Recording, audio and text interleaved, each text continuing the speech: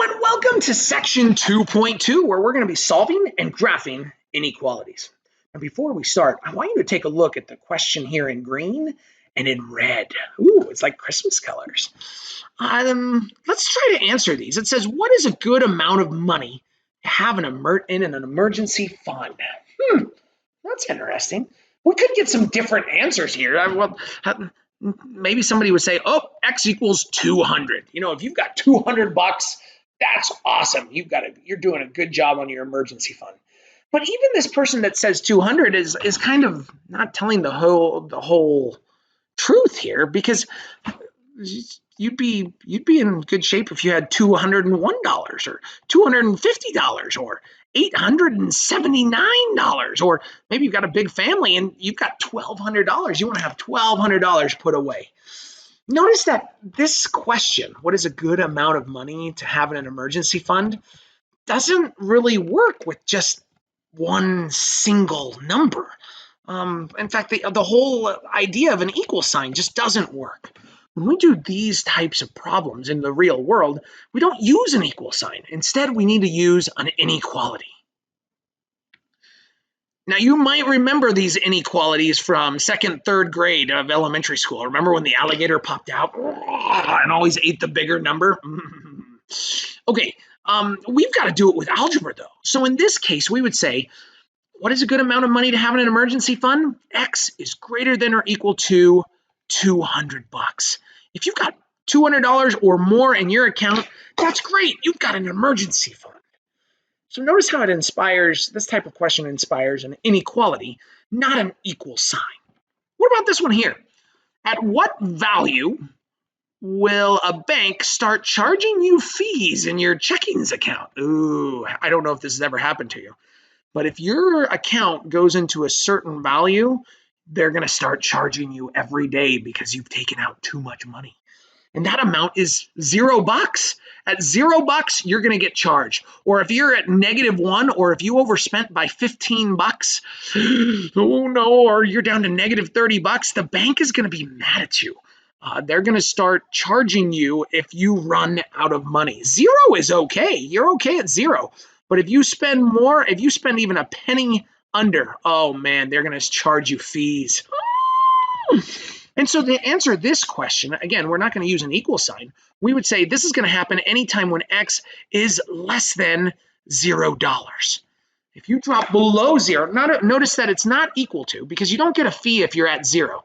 If you're at 0, you're all right. But if you go below 0, they're going to start charging you fees. Notice that these are called inequalities. And I have written these answers in inequality form. Inequality form.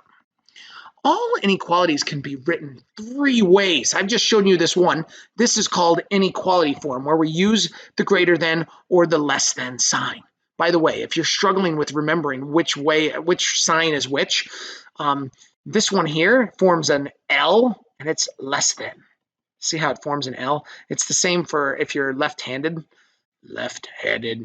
You can hold your hands up and be like, oh yeah, that's the L. I don't know if that really helps you, but when I'm driving and somebody's like, take a left, I always have to look at my hands. I'm like, which one's left? Oh, there it is. Okay. The second way to write these is graphically. Graphical form. All inequalities can be graphed on a number line. And so we could write the number line like this with 200. Okay. And I want to graph all of the possibilities. So notice that 200 is an option, 201 is an option, 202, 300, 500, 900. And so what we're going to do here is use a graphical format. Now in this class, we're going to use 2 symbols. We're going to use a bracket, this bracket sign. This is a bracket. We'll use a bracket anytime we're using less than or greater than signs. Or we'll use a parenthesis, if it can't equal. So if it's just less than or greater than, we'll use a parenthesis. So for this one here, I'm doing X is greater than or equal to 200. So it's equal to, so I'm going to use a bracket. Now in some previous classes, you might have used a closed dot. That's cool, but in this class, we're going to try to get you to use a bracket from now on. And it's greater than, so I'm going to shade to the right. And this right here put an arrow. That's how we graph x is greater than or equal to 200. Bracket, and it goes to the right. Let's graph this x is less than 0. So here's 0. And I can't equal, it's not equal to, so I'm going to be using a parenthesis. And notice that it's pointing to the left, which means less than, and so I'm going to shade to the left in that direction. That's how we graph inequalities, using brackets if it can be equal to, or parenthesis if it's just greater than or less than, and not equal to. The last way we can write inequalities is using interval notation. In interval notation, we write the lowest value on the left, lowest, and then the highest value on the right. And we use brackets or parenthesis depending on what we are dealing with. So let's do it with this one here. If I need to write x is greater than 200 in interval notation, I'm going to write the lowest value first. The lowest value that this possibly can be is 200. And what's the highest? What's the highest value that we would have in an emergency fund ever? Well, it could go on forever. So we're going to actually use infinity and then use a parenthesis to represent the highest value. Notice that because we're putting infinity here, if you ever put in infinity, it'll always be a parenthesis because you can never actually reach infinity. We only use a bracket when it can equal it. Let's try this one here. X is less than 0. So what's the lowest value? Well, the lowest value, according to this graph, would be negative infinity. You could actually have negative infinity in your bank account, and I guarantee the bank is going to charge you a fee. What's the highest value that you're going to get a fee for? Well, it's actually negative 1 penny. They're not going to charge you if you're at 0. So, but we're going to put 0 and use a parenthesis right there. This is interval notation. Interval notation uses just brackets and parentheses to represent the inequality. Those are the 3 ways to represent an inequality. Let's have you practice some. Okay, so it's your turn to try 3 problems. What I've done here is I have given you on number 1, I gave you the inequality, and I want you to find the graph and then write it in interval notation. Okay. On number 2, I've given you the graph. I want you to find the inequality and the interval notation. And then on number 3, I've given you the interval notation. You need to find the graph and the inequality. Okay, go ahead and pause the video now, and let's see how you do. Welcome back. Let's do it here. We are dealing with x is less than 3, and I need to graph it. So I'm going to come here to the graphing area. I'm putting 3. It's less than or equal to, so I'm going to use a bracket to represent that. And it's less than, so I'm shading down. Okay, not bad. Interval notation. The lowest value that this could be would be negative infinity. And the highest value could be would be 3, and it can equal 3. So I'm going to use a bracket. Again, I use parenthesis on our infinity. Anytime you're using negative infinity or infinity in interval notation, you'll always use a parenthesis. Okay, let's look at this one here. This is 67, and it's a bracket, and it's shading to the left. So that's x is less than or equal to 67. It's equal to because it's a bracket. Interval notation, the lowest value could be is negative infinity up to 67, close bracket. Oh, those two are very close to the same. Okay, let's look at this one here. Here they've given me interval notation, and they said it's a parenthesis 42, infinity parenthesis. So if I was going to write that in inequality, I would say x is greater than 42. It's not equal to because it's a parenthesis, okay? So I'm not putting the equal to sign. If I'm going to graph this, I'm going to be here at 42. I'm going to use a parenthesis, and I'm going to shade towards the infinity. It's greater than. Excellent. Nice work.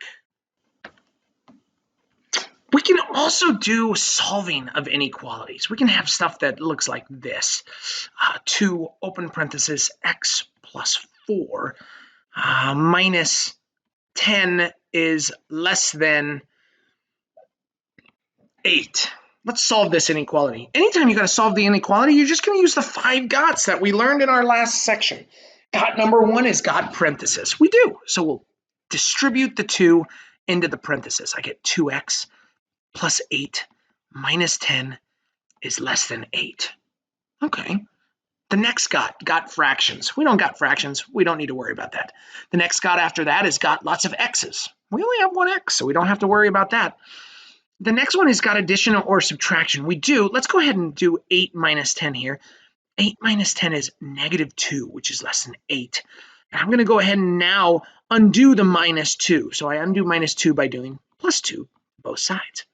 I'm left with 2x is less than 10.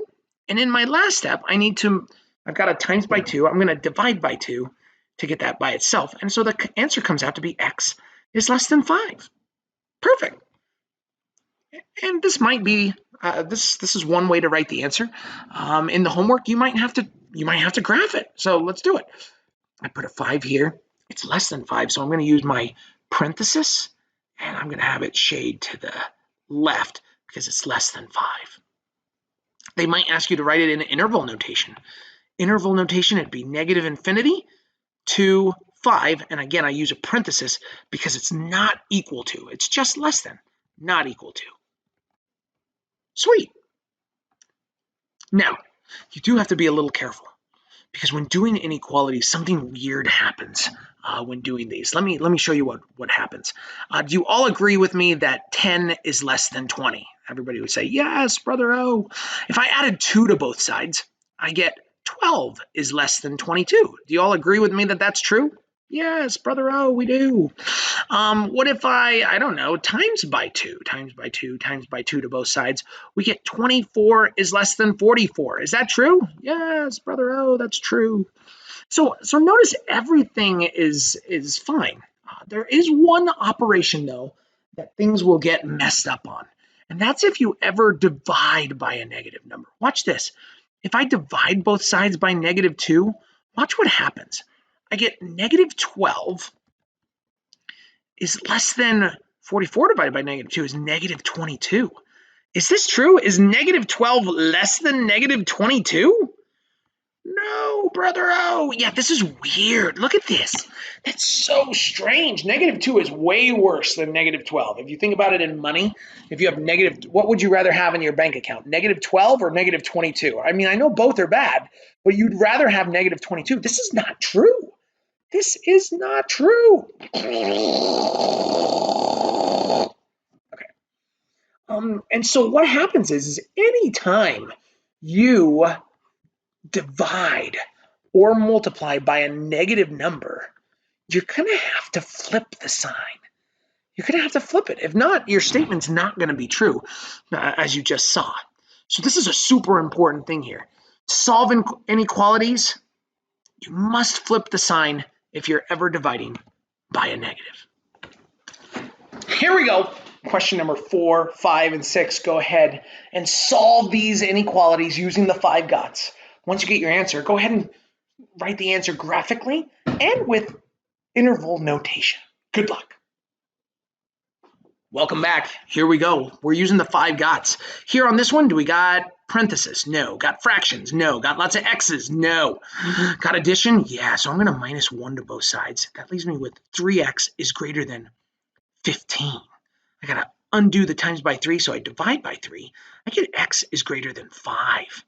Graphically, that's going to be a 5. Am I going to use a parenthesis or a bracket?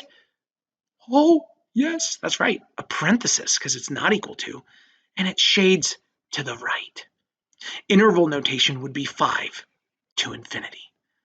That would be the answer for question number 1, written all 3 ways. Let's do question number 2. Got number 1, got parenthesis. Yes, I take the negative 2 and I get negative 2x minus 2 is less than or equal to 8. Do I got fractions? No. Do I got lots of x's? No. Do I got minus? Yeah, I got minus, so I'm going to plus 2 to both sides. That's negative 2x is less than or equal to 10. Here I've got a times by negative 2, so I got to divide by negative 2. The red flag should be going off. You should be warning, warning, warning. Remember, if you have a negative, you must flip the sign. So I'm going to write x is greater than or equal to negative 5. That's going to be our answer.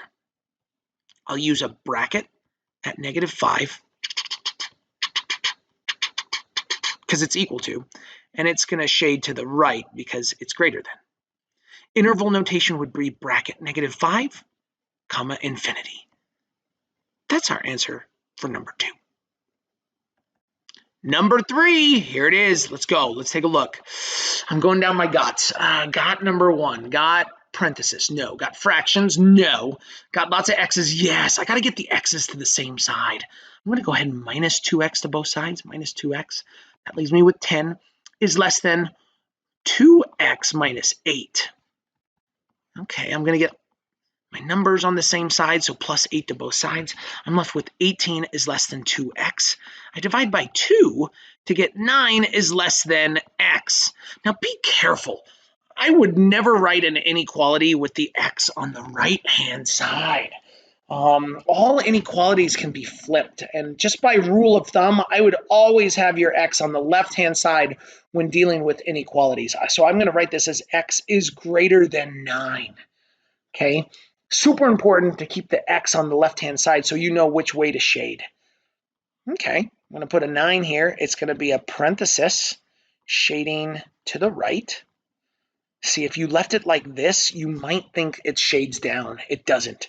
It shades to the right, and the interval notation would be 9 to infinity. Okay, good. Nice work on those practice problems.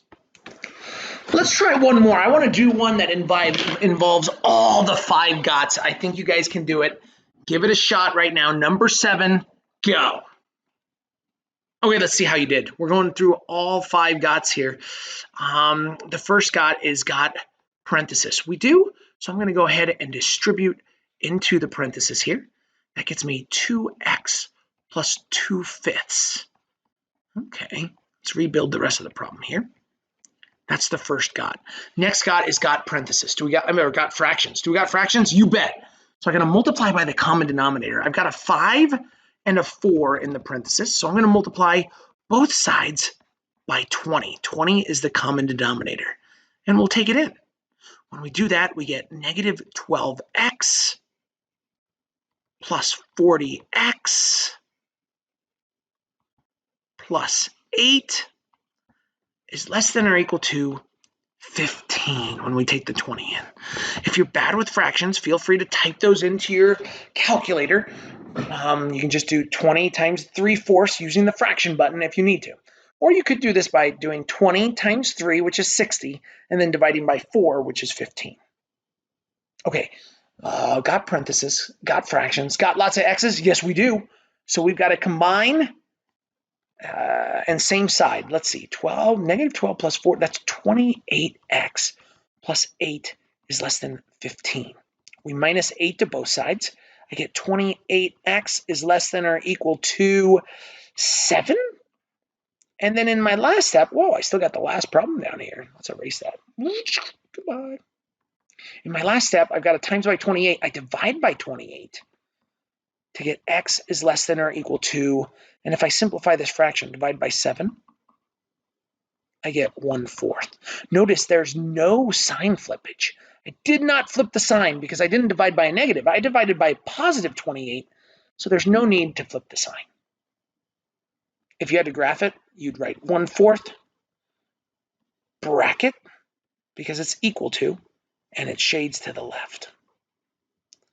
Interval notation, lowest value to the left would be negative infinity up to 1/4 with a bracket. Hopefully you're getting good at seeing all 3 ways to represent an inequality. Okay, sometimes we got one more type of inequality that we got to talk about. Sometimes the answer to a real life question might not be the inequalities that we've been talking about, where it's only one-sided, where it just goes down, it's either less than or it's either greater than.